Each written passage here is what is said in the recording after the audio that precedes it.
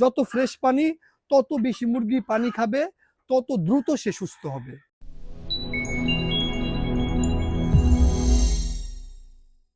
সামনে নিয়ে আসেন ক্যামেরাটা। এই যে দেখেন নাকের ভিতর থেকে আমরা পানি বের করছি, ঠিক আছে। তারপরে এই যে দেখেন পানি, ঠিক আছে। এই মুরগটা ঠান্ডা আছে। আমরা এখন চিকিৎসা দিমু, কি কি চিকিৎসা দিমু আপনাদেরকে একটু আমি দেখাই। আমি এটাকে চিকিৎসা দিমু ঠান্ডার জন্য কিউটিল এসটার সাথে দিমু হইছে গা আপনার এই যে ডক্সিসাইক্লিন, মানে এই যে প্যাকেট হচ্ছে আপনার এই যে এটা ডক্সিসাইক্লিন কিউটিল এস, তার লগে দিমু পালমো গোল্ড। কেমনে দিমু একটু নিয়মটা বলে দেই। তারপরে মেডিসিন দেওয়ার পরে 5 দিন মেডিসিন চালানোর পরে আবার আপনাদেরকে একটা আপডেট দিমু যে এটার নাকের পানিটা গেছে নাকি। নাকে কিন্তু আপনার পানি থাকলে মানে মুরগি ঠান্ডা। এই যে দেখেন নাক পরিষ্কার, এই যে দেখেন নাক পরিষ্কার। আমি ঠান্ডা চিকিৎসা দিছি, আমার এই মুরগটা ঠান্ডা আপনার ঠিক হয়ে গেছে। এখন আপনারা এই যে আমি মেডিসিন দিয়ে ঠান্ডা ঠিক করলাম, কি কি মেডিসিন দিলাম, কিভাবে দিলাম, কি কি নিয়ম, আপনারা কি কি ভুল করলে মুরগির ঠান্ডা আপনার ঠিক হবে না, আজকের ভিডিওতে আমি একদম আপনাদেরকে ডিটেলসে বলবো। যাদের এরকম ঠান্ডা নাকে পানি থাকে, মুরগির খ্যাক খ্যাক শব্দ করে, তারা এটা ফলো করে মুরগির ঠান্ডা আপনারা ঠিক করতে পারবেন। আর কয়েকটা জিনিস আছে, এটার বিষয়ে আমি একদম এই ভিডিওতে ডিটেলসে বলবো। সবার আগে বলি আমি কি কি মেডিসিনটা ব্যবহার করছি এবং কিভাবে দিচ্ছি, একদম বিস্তারিত। আমি ঠান্ডার জন্য ইউজ করছি আপনার কিউটিল এসটা হচ্ছে আপনার টিলমাইকোসিন। তারপরে এটা ঠান্ডার চিকিৎসা, মানে ঠান্ডার মেন মেডিসিন। এটার সাথে আমি আপনার এই ডক্সিসাইক্লিন দিছি, সবই ছোট ছোট প্যাকেট। এই ডক্সিটা দিছি এবং এই দুইটা মেডিসিন একদম সকাল 6টা থেকে সন্ধ্যা 6টা পর্যন্ত একটানা চলছে, কোনো রকম গ্যাপ দেই নেই আপনার। তো একটানা সকাল 6টা থেকে সন্ধ্যা 6টা পর্যন্ত আমি এই মেডিসিনটা দিচ্ছি। এই দুইটা মেডিসিনের সাথে আমি আরো মেডিসিন অ্যাড করছি।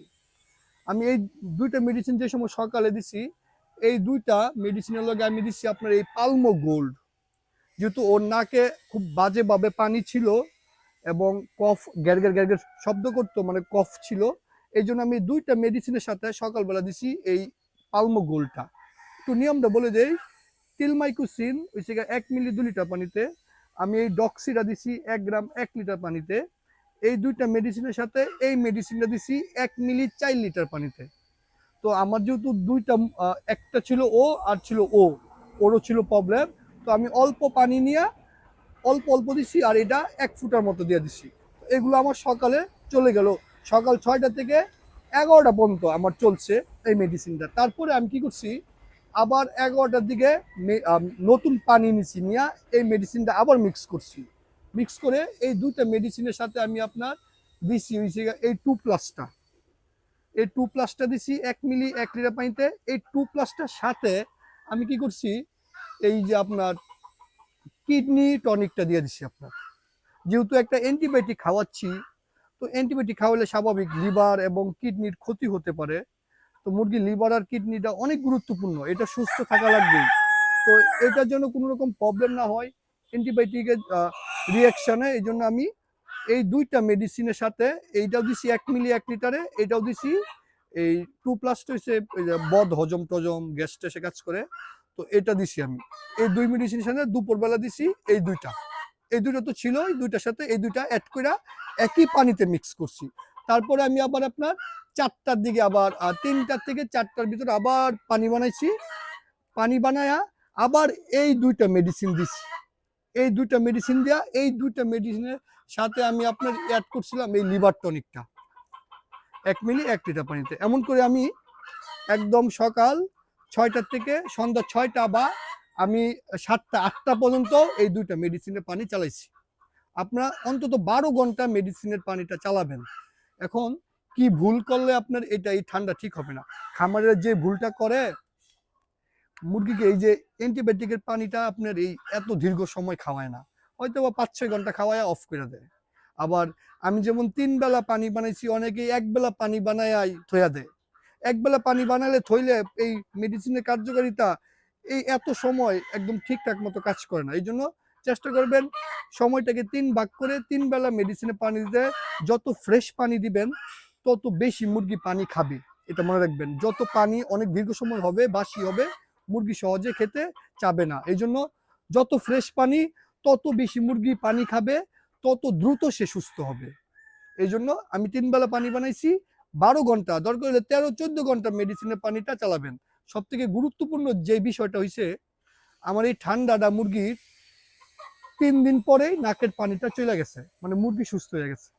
এখন আমি কি সেই 3 দিন পরেই মেডিসিনটা অফ করে দেবো? না, আমি এটাকে 5 দিনই আপনি খাওয়াইছি। আপনি যদি মনে করেন যে হ্যাঁ আমার তো মুরগি সুস্থ হয়ে গেছে, 2 দিন চালাইলে আমি অফ করে দিই, এটাও একটা ভুল। এই যে আমি আপনাদেরকে যে তথ্যগুলো বলতেছি, আসলে এগুলো আমার না, আমি তো ডাক্তার না, আমি শিখছি। স্যারেরা দেখছি প্রেসক্রিপশনে বলছে এই টাইমটাই চালাইবা, ঠিক হয়ে গেলেও তারপরেও একদম যে কয়দিন দিছি ওই কয়দিনই চালাইবা, ঠিক আছে?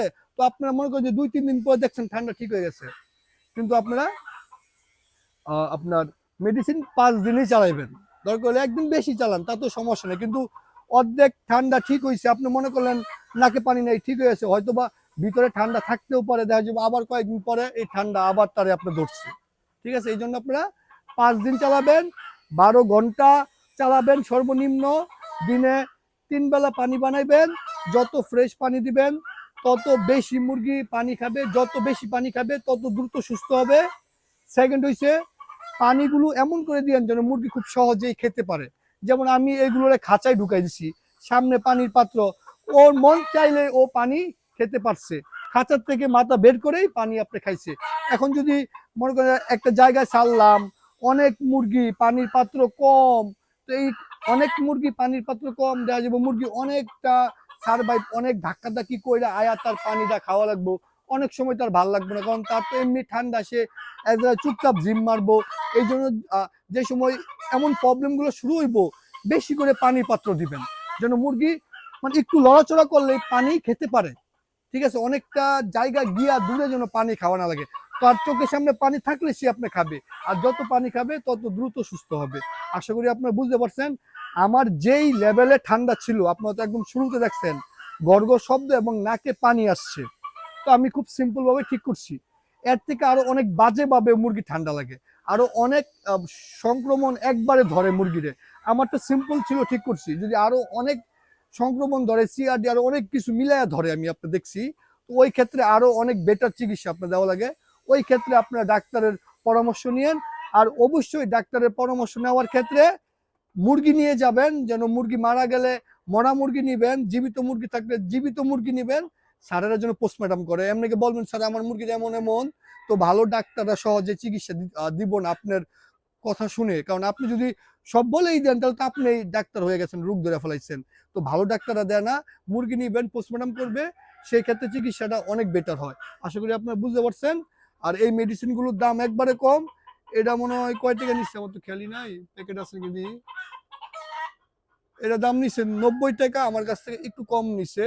সবচেয়ে দামি এটা হইছে যে এটা মনে 10 ml থাকে, কিউটিলেস, ঠান্ডার একমাত্র মানে সবচেয়ে ভালো চিকিৎসা, যেটা আমরা সবাই ইউজ করি। তারপর ডক্সিটা নিছে, এটাও মনে হয় এমন মানে 15-20 টাকার মতন নেয়, এটা আপনার দাম এই পাশে লেখা নাই। তারপরে আর কি, এগুলো তো আমার অনেক দিন চলবো, আমার অল্প মুরগি, আমি সব মুরগির খাওয়ামু, তো খুব বেশি খরচ হয় না। আশা করি ভিডিওটা দেখে যে ডিটেলস গুলো বলছি আপনাদের হেল্প হয়েছে। এরকম ভিডিও সামনে আরো পেতে আমাদের পেজটা সবাই ফলো দিয়েন, আমাদের ইউটিউব চ্যানেলটা সাবস্ক্রাইব করবেন। আমরা কিন্তু বিগত 2-3 বছর ধরে এইগুলো দিয়ে ভিডিও দিচ্ছি আপনাদেরকে, যেন আপনারা আমাদের ভিডিও দেখে টুকটাক শিখে মুরগি পালন করতে পারেন। সবাই অনেক ভালো থাকবেন, সুস্থ থাকবেন, আল্লাহ হাফেজ।